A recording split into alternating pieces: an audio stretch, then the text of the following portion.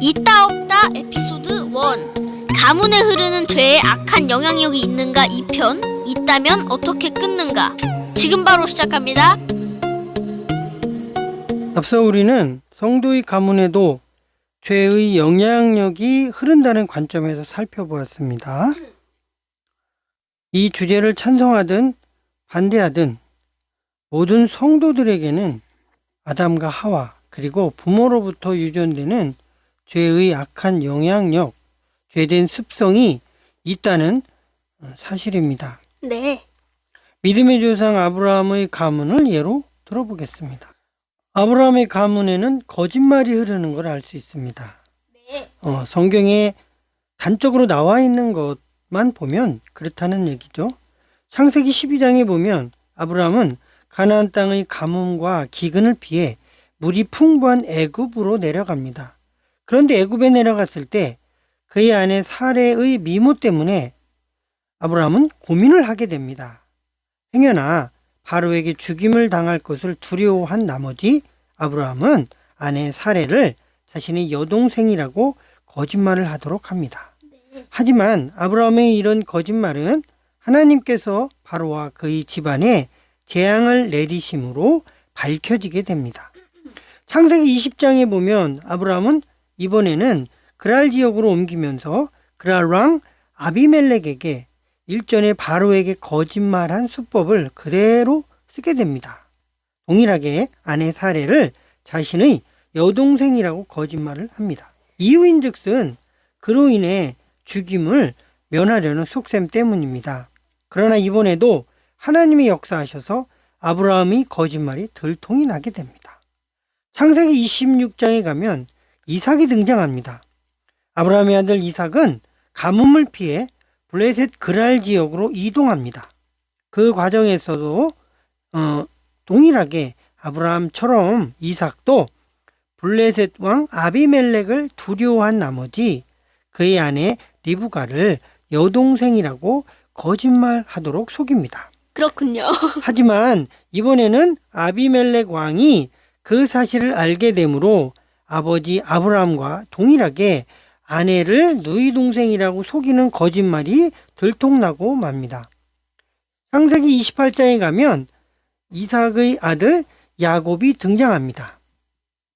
그런데 야곱에게 내려와서는 아브라함이 가문에 흐르는 죄의 영향력, 즉 거짓말하는 죄된 습성이 굉장히 발달한 것을 볼 수 있습니다. 3대에 이르자 야곱은 정말 거짓말의 달인이 되어버리고 말죠. 야곱은 그 이름에 걸맞게 거짓말과 속이는 일에 타의 추종을 불허하는 거짓말의 달인의 자리에 오릅니다. 야곱 때에 와서 죄가 더욱 발달해서 야곱은 그의 아버지 이삭을 형 에서라고 속이고 형의 장자권을 빼앗습니다. 이런 아브라함, 이삭, 야곱으로 흐르는 거짓말의 영향력들이 요셉 때에 와서 그 모든 저주가 다 끊어지고 맙니다. 요셉은 하나님 앞에 진실하고 거짓이 없는 삶을 살기 위해 몸부림쳤습니다. 그래서 결국 요셉은 자신의 가문에 흐르는 거짓말의 영향력들로부터 자유케 되고 총리의 직분을 잘 마무리하는 것을 볼 수 있습니다. 이런 것처럼 성도의 집안에도 흐르는 가문의 악한 영향력이 있으며 이는 대체로 두 가지의 특성이 있습니다. 첫째로는요, 죄된 성품이 유전된다는 것 사실입니다. 고조, 증조, 부모, 선대로부터 죄된 성품이 기질과 함께 유전이 됩니다. 자기도 알지 못하는 죄된 성품이 조상들로부터 물려받게 되는 거죠. 어느 가정, 어느 집안을 보면 다 선대로 올라가 보면 나에게까지 내려오는 죄의 세력들이 있습니다. 집안마다 다 다르죠. 그래서 우리가 흔히 집안 내력이다 이런 우스갯소리를 하는데 어떤 집안에는 음란한 영이 흐르고 어떤 집안에는 술 중독, 술 의존이 나타납니다. 또 어떤 집안에는 이혼이, 도벽이, 폭력성이, 거짓말이, 욕심이, 이기적인 마음이, 질투나 교만함이, 또 고치지 못할 질병 등이, 또 복음에 대해서 강렬하게 반대하는 그런 불신의 악한 영향력이 흐르는 집안들도 있습니다. 여기에 나 자신의 의지는 철저히 배제되고 내 의지와는 상관없이 이런 죄된 습성이 믿음 생활을 하는 과정에서도 조상으로부터 내려오는 특정 죄, 아브라함처럼 거짓말이겠죠. 또 다윗처럼 어떤 음란함이겠죠. 사울처럼 어떻게 보면 질투에 대한 그런 것이겠죠. 이런 죄의 경향성이 나타나고 자신도 모르는 사이에 그런 죄에 빠지는 경우를 보게 됩니다. 분명 신앙생활은 개개인의 응답에 관한 것이고 죄 문제도 개개인이 책임져야 될 문제라고 말하지만 실제적으로 믿음 생활을 하다 보면요. 그 과정에서 자신의 의지로 통제가 되지 않는 악습과 죄악의 문제들을 만나게 됩니다. 그럼 이때 후손들에게 이런 죄의 영향력이 왜 나타나는 걸까요?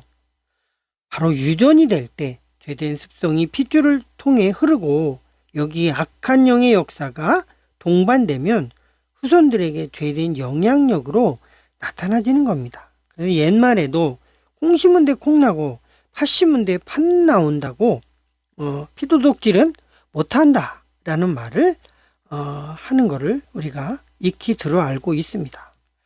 두 번째로는 이런 죄된 습성, 성품에 집안의 역사는 악령들이 가세하면 사단의 견고한 진이 되어 후손들을 장악하고 악한 영향력을 행사해서 후손들을 꼼짝 못하게 하는 경우들도 더러더러 있습니다. 예를 들어 조상들이 사단을 숭배했거나 우상 숭배를 했거나 또 집안의 가장이 악한 사업들, 어떤 범죄나 매춘 사업이라든지 어떤 도박 그런 관련된 사업이라든지 우리가 통념상 받아들일 수 없는 그런 악한 사업에 개입해서 많은 사람들에게 고통을 주었다면 분명 사악한 귀신들은 그 가문의 견고한 진을 치고 강력하게 역사할 것입니다. 우리가 흔히들 집안 내력이란 말을 종종 표현하는데 이는 주로 혈통관계에 있는 가족 구성원들 사이에서 자주 나타납니다. 이는 그 가문에 나타나는 죄된 영향력 또는 조상들이 지은 죄, 가족들의 나쁜 습관, 예를 들면 술 주정하는 거, 노름, 도박, 이혼하는 거, 또 술 먹고 또 가정폭력을 휘두르는 거, 등등 이렇게 집안마다 보면 이런 특이한 그 집안만의 죄의 독특한 영향력이 흐르고 계속해서 이것이 확산되어 나가는 것들을 보게 됩니다. 그리고 이런 것들을 이성적으로 끊어야 되고 그리고 그 생활을 벗어버려야 한다고 말하지만 그것을 벗어버리지 못해서 결국 그로 인해 비참한 생을 비참하게 마감하는 그러한 경우들도 우리 주변에 살펴보면 사실은 굉장히 많습니다. 이것을 통해 우리는 조상의 죄가 후손들에게도 영향을 미친다는 것을 알 수 있습니다. 관련된 성구는 제가 읽어드릴게요. 출애굽기 20장 4, 5절, 레위기 26장 39절에서 40절, 민수기 14장 18절, 신명기 28장 58절에서 59절, 느헤미야 9장 33절에서 35절, 예레미야 32장 18절 등을 보면 자세히 나와 있습니다. 하지만 여기서 결코 오해해서는 안 되는 것은 아버지, 부모의 죄 때문에 자식이 대신 심판을 받지 않는다는 사실입니다. 이는 신명기 24장 16절, 역대하 25장 4절, 에스겔 18장 1절에서 4절, 9절, 23절, 32절, 그리고 예레미야 31장 29, 30절을 참고해 보시기를 바랍니다.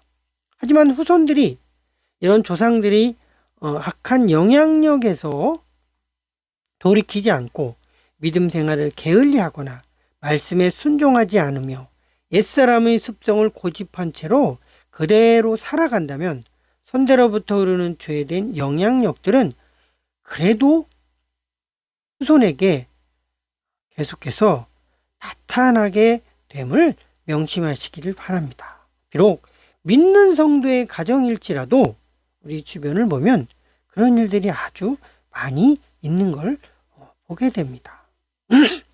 이에 대해서 열왕기상 14장 90절, 예레미야 7장 26절, 16장 10절에서 13절, 에스겔 14장 1절에서 11절, 마태복음 23장 32절에서 36절에 잘 기록해주고 있습니다. 그러니까 정리를 해보면 조상들의 죄가 후손들에게 영향을 미치지만요. 그러나 부모의 죄 때문에 자식이 죄에 대한 심판, 연대 책임을 지지 않는다는 겁니다.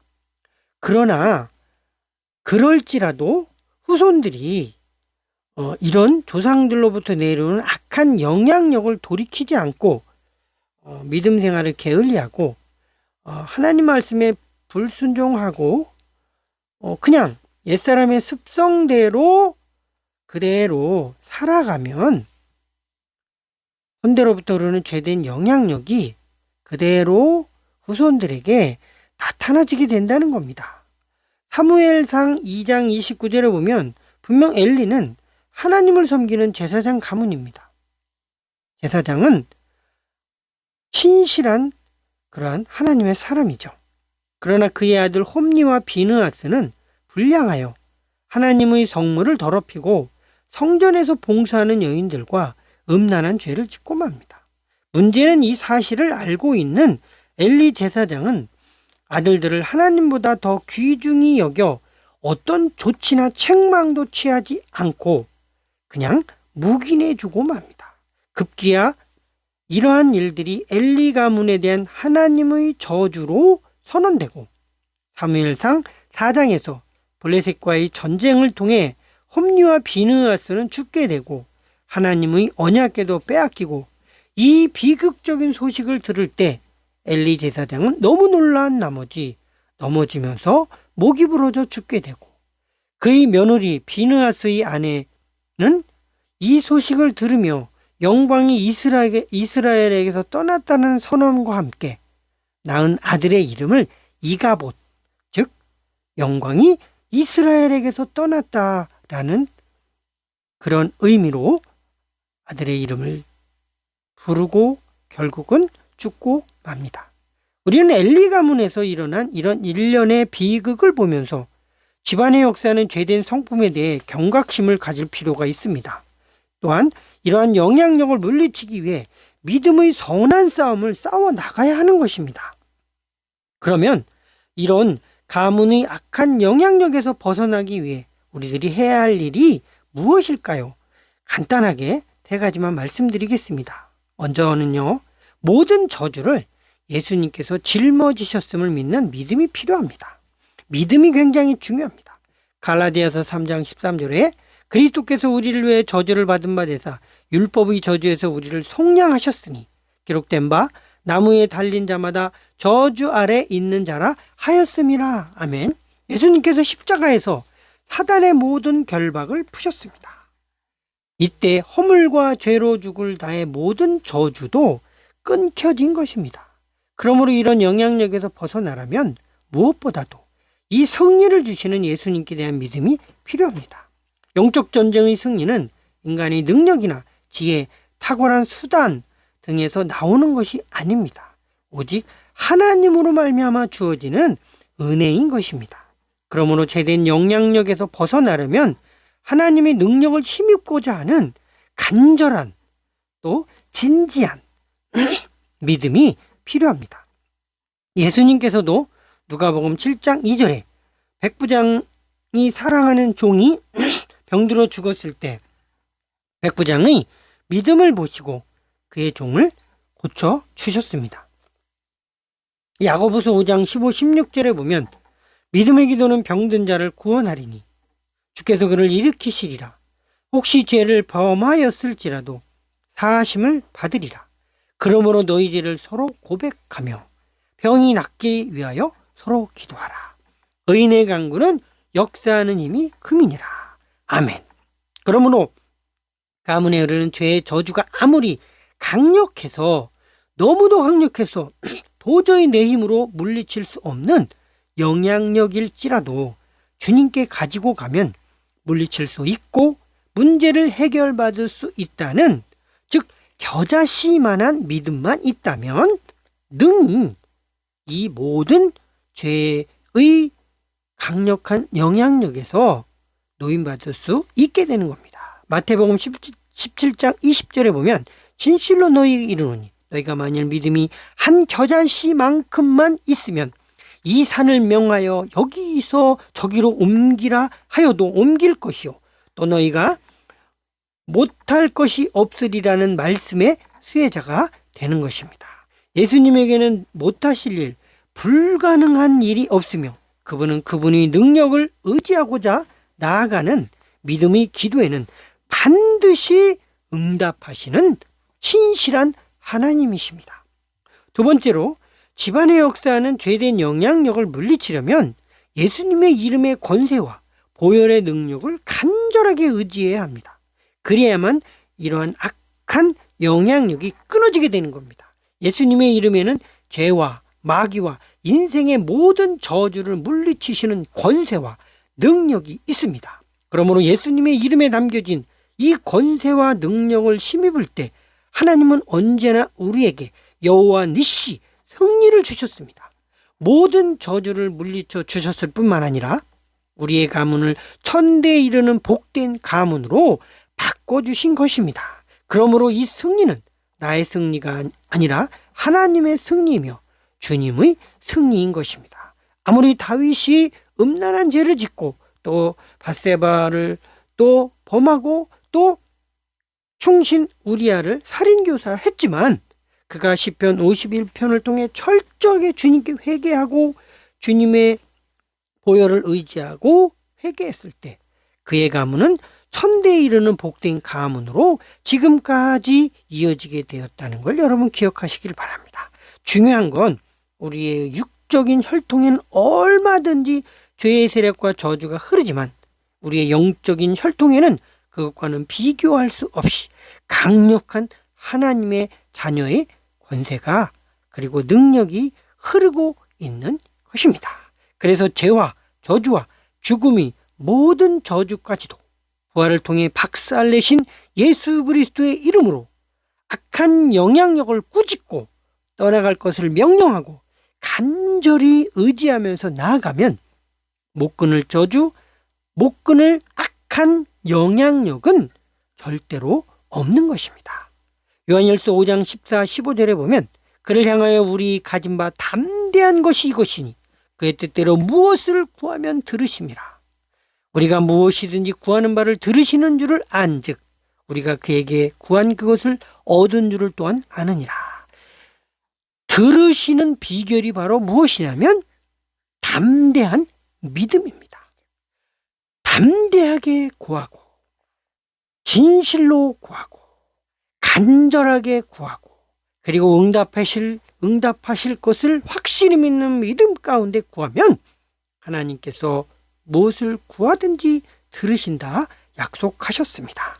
그러므로 예수님께서 우리를 위해 십자가를 지신 그 능력과 보혈을 의지해서 여러분들은 예수님의 이름의 능력으로 여러분의 집안의 역사는 죄된 영향력을 능히 끊을 수 있습니다. 예수님의 그 십자가의 은총은 우리 영혼의 죄 사함뿐만 아니라 우리의 저주, 죄의 영향력까지도 끊고 영원한 복을 누리는 하나님의 가문이 되도록 하기 위해 2000년 전에 십자가에 못 박히셨던 것입니다. 그러므로 여러분 결론적으로 이 믿음의 기초 위에 지금까지 습관적으로 쫓았던 죄악된 습관들을 버리겠다는 굳은 결단과 함께 믿음의 선한 싸움을 싸워 나가면 여러분의 인생, 가정, 가문은 얼마든지 변화될 수 있습니다. 비록 선대들의 죄가 가인 같을지라도 엘리 같을지라도 얼마든지 예수님의 권세를 의지하면 저주가 3, 4대까지 흐르는 인생에서 1000대까지 하나님의 복이 지속되는 가문으로 변화되는 것입니다. 이것이 가능한 이유는 주님께서 출애굽기와 신명기를 통해 약속해 주셨기 때문입니다. 그러므로 우리는 우리 인생을 운명론으로 결정론으로 받아들이면 안 됩니다. 하나님 안에서 오늘 지금 결단하고 그 믿음 안에 거하면 누구나 누릴 수 있는 은혜인 것입니다. 단 이 복은 신명기 28장 1, 14절 말씀처럼 여호와의 말씀을 따라 지켜 행할 때 주어지게 되는 전제적인 은총입니다. 내가 사모하고 이 저주의 굴레에서 벗어나고자 결단하는 믿음이 있을 때 주님께서 그 믿음을 근거로 복을 주시겠다고 약속하셨습니다.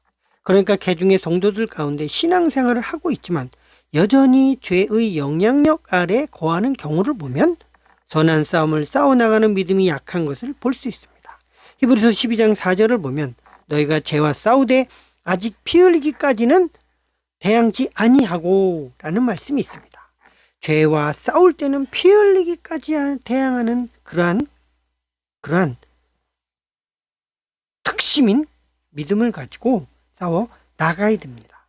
예수님께서 나의 저주를 끊어주셨음을 믿고 그 은혜로 말미암아 우리가 하나님의 자녀로 거듭나 하나님의 자녀의 권세를 받았으니 주님의 능력을 전적으로 의지해서 나의 생각과 마음과 가족들을 장악하려는 악한 마귀의 권세를 예수님의 이름의 권세로 물리치고 그 악한 습성들을 거부하고 멀리하고 따라하지 않으려는 믿음의 선한 싸움을 싸우면 결단코 못 이길 가문의 저주, 가문의 악한 영향력이라는 건 없습니다. 그러므로 가문에 흐르는 저주나 악령들의 견고한 진들이 지금 내 가문에 흐르고 있지만 이것을 운명론이나 결정론으로 여겨 물리칠 수 없다고 여기는 패배의식을 내려놓고 주님을 의지하면 능히 끊어낼 수 있다는 굳건한 믿음을 갖는 것이 매우 중요합니다. 요셉처럼 말이죠. 예수님께서 나의 저주를 다 짊어지셨기에 내 힘으로 끊어낼 수 없지만 하나님의 은총을 계속해서 믿고 의뢰하고 싸워나가면 능히 끊어낼 수 있는 것입니다. 설령 내 안에 가문으로부터 흐르는 독특한 죄성이 나를 끌고 가지만 순간순간 그런 영향력에 사로잡히지만 믿음으로 예수님께서 나의 모든 저주를 담당하셨음을 믿어야 합니다. 믿을 때 하나님께서 도우시는 것입니다. 나는 가만히 있고 원하지도 않는데 공짜로 저절로 이런 죄의 영향력이 끊어지는 법은 없습니다. 하나님께서는 하나님의 자녀에게 주시는 권세와 능력을 통해 얼마든지 유전과 함께 형성된 악령들의 견고한 진들을 능히 무너뜨릴 수 있습니다.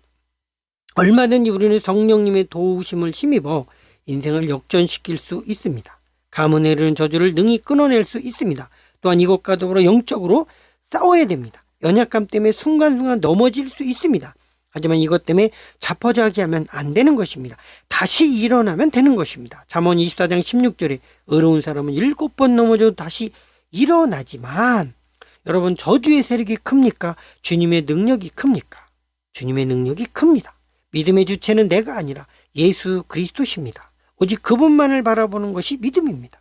죄의 관점에서 보면 우리는 여전히 약하고 넘어지기 쉬운 존재이지만 그럴수록 우리는 주님을 바라보며 하나님의 아들의 신분을 의지해서 문제와 저주의 영향력과 어둠의 권세들을 향해 선포하는 의인의 믿음이 바로 기적을 일으키는 것입니다.